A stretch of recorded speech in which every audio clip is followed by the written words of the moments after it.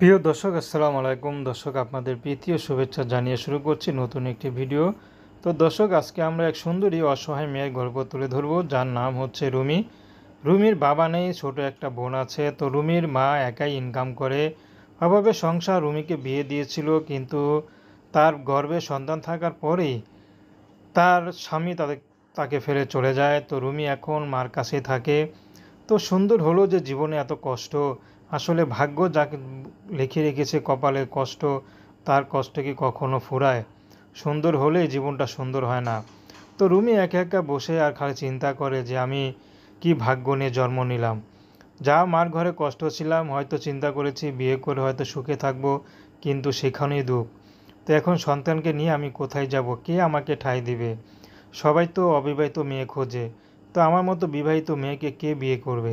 তো রুমির এখন একটাই দাবি যে পুরুষই যেমনই হোক না কেন, তার ঘরে বউ বাচ্চা থাক। যদি রুমিকে এই মুহূর্তে রুমিকে কেউ দায়িত্ববান কোনো পুরুষ তার দায়িত্ব নেয়, তার পাশে থাকে, সে বিবাহিত হোক বা তার বয়স যতই বেশি হোক, রুমির আপত্তি নেই। রুমি তাকে বিয়ে করবে, তাকেই পছন্দ করবে, তার সাথে ঘর সংসার করবে। কারণ এভাবে একা একা না থেকে, জীবনটা নষ্ট না করে রুমি কারো ঘর সংসার করতে চায়। তো দর্শক, প্রেম ভালোবাসা সাহায্য সহযোগিতা বিয়ে শাদী করা একান্ত আপনাদের ব্যক্তিগত ব্যাপার। তো আসুন আমরা ৫ ওয়াক্ত নামাজ পড়ি, সর্বদা দেশের সেবা করি। আসসালামু আলাইকুম রহমতুল্লাহি আবরকাতুহু।